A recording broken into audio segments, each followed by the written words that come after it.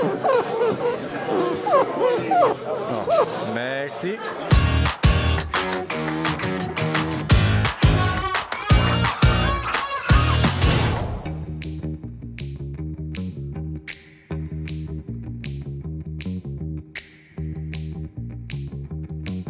Bonjour! Witamy się z Wami ponownie. Kto jeszcze tego nie zrobił, to proszę zasubskrybować kanał, żeby dostawać powiadomienia o kolejnych odcinkach, o naszych lazurowych wycieczkach. A teraz idziemy do samochodu jak zwykle, wsiadamy w auto i jedziemy niedaleko miejscowości Monton, troszkę w góry, do miejscowości Saint-Agnès. Tam jest również góra Saint-Agnès i mamy nadzieję, że uda nam się dzisiaj odwiedzić stary fort, który jest aktualnie muzeum. I był to fort, jeden z fortów w linii Maginota z czasów II wojny światowej.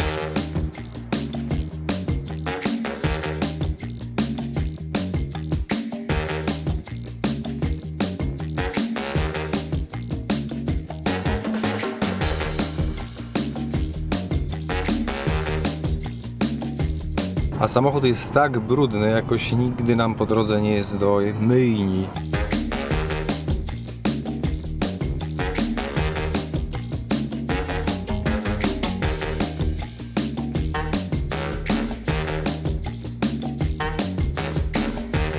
Jedziemy i jedziemy. Zatrzymaliśmy się na mały postój, bo są przepiękne, otwarte widoki.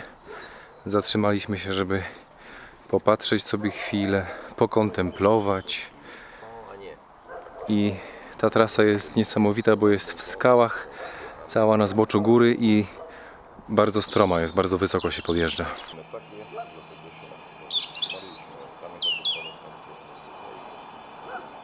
Dojechaliśmy już na parking do miejscowości Saint-Agnès. Idziemy teraz zobaczyć miasteczko. Do fortu trzeba podjechać jeszcze kawałek, ale fort jest czynny do 12:30, później mają przerwę do 14:30. Więc jeżeli tutaj tyle czasu spędzimy w miasteczku, to pójdziemy do fortu jeszcze. Ale z drugiej strony nie jestem pewien, czy tam przypadkiem nie trzeba sobie wizyty rezerwować w forcie. A fort jest całą taką konstrukcją z tunelami wydrążonymi w górze. Ale zobaczymy. Z ciekawostek podróżniczych należy nadmienić jeszcze, że ta miejscowość jest najwyżej położoną miejscowością nadmorską w Europie. Msza.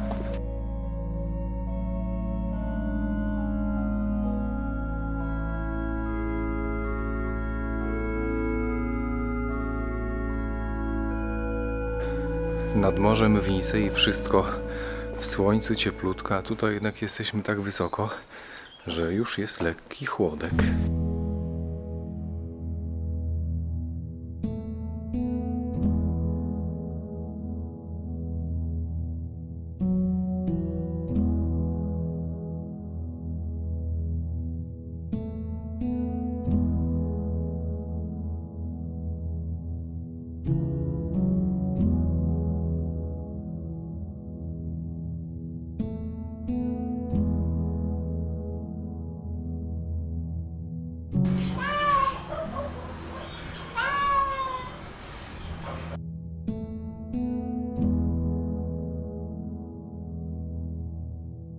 Jest tutaj w Saint-Agnès restauracja, nie wiem czy jedyna, ale jest bardzo popularna i tutaj większość ludzi przyjeżdża właśnie, żeby sobie zjeść obiad w tej restauracji, obiad, lunch.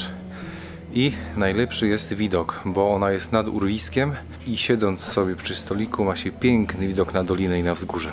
A oprócz fortu i tuneli wydrążonych w górze jest jeszcze tutaj stary zamek chyba ze średniowiecza na wzgórzu. Ale tam jest bardzo wysokie podejście, ale nie mamy nic do stracenia, dlatego tam prawdopodobnie też pójdziemy. Fort jest teraz zamknięty, się okazuje. Jest napisana kartka, że otwierają o 14:00, więc pójdziemy sobie pospacerować, pójdziemy zobaczyć ruiny zamku na górę i wtedy wrócimy do fortu. Widoki są tutaj przepiękne, ale my oczywiście tak się nie przygotowaliśmy zupełnie do używania drona dzisiaj, że chyba pół godziny nam zajęło, zanim cokolwiek go włączyliśmy, połączyliśmy i uruchomiliśmy, a do tego jeszcze jest dosyć zimno, więc ręce nam zmarzły. A oczywiście jak już wystartowaliśmy i zaczęliśmy lecieć, to zaczęło padać. Usiedliśmy już w środku restauracji, na szczęście znalazł się dla nas stolik, ale na zewnątrz jest tak chłodno, a tutaj jest tak wilgotno i ciepło, przyjemnie, że aż wszystko zaparowało, ale zamówiliśmy sobie już danie, zostaliśmy pięknie obsłużeni, teraz czekamy na jedzenie i zaraz będziemy szamać pyszny lunch. Tomek zamówił sobie gulasz dzika, a ja mam królika, także będziemy jeść teraz pyszne danie. Przyszedł nawet.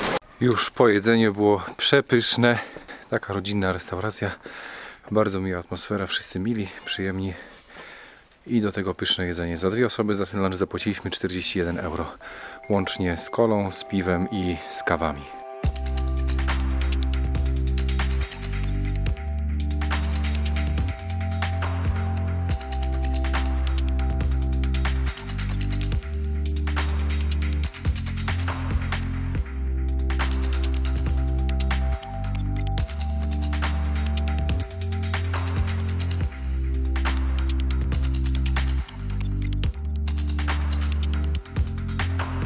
A teraz, żeby spalić kalorie po lunchowe, idziemy na górę zamkową, wspinać się, obejrzeć ruiny.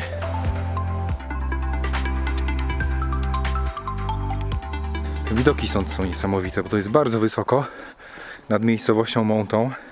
Wstęp tutaj do tego miejsca jest darmowy, ale pani mówi, że prywatni ludzie się tym terenem zajmują. Jest takie stowarzyszenie i oni tam sobie po prostu różne dodatki zbierają, czyli można coś zostawić, a można nie zostawić. My akurat zostawiliśmy, bo takie inicjatywy według nas warto wspierać.